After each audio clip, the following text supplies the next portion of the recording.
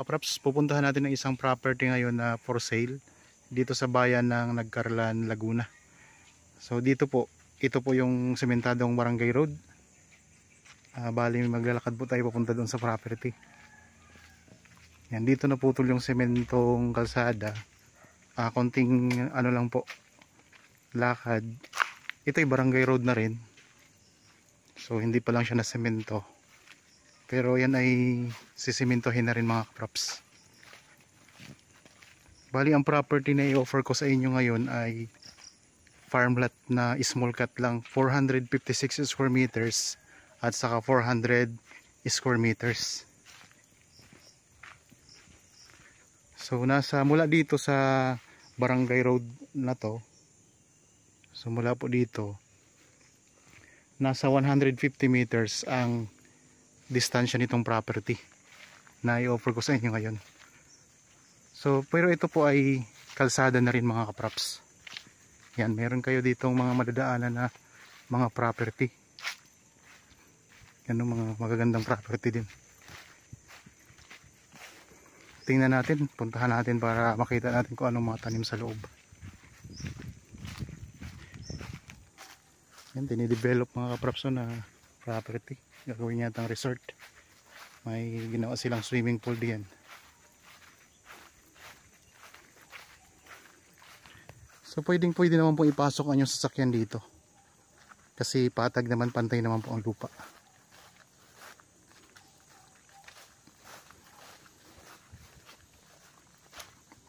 Bali lalakarin lang natin para makita nyo mga kapraps ang dadaanan natin ng maayos.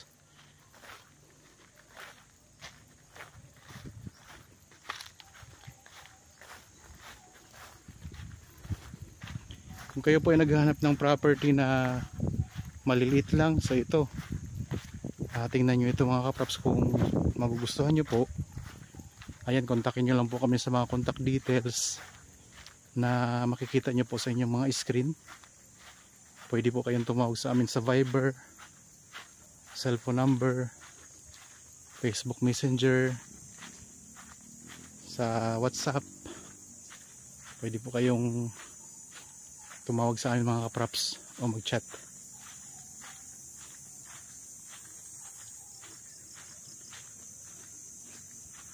Nakikisama sa atin ngayon ang panahon.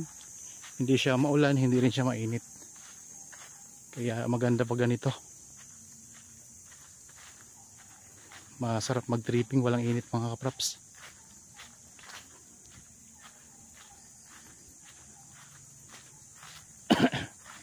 Excuse me po. Maganda ng mga property dito. Daming mga lansones.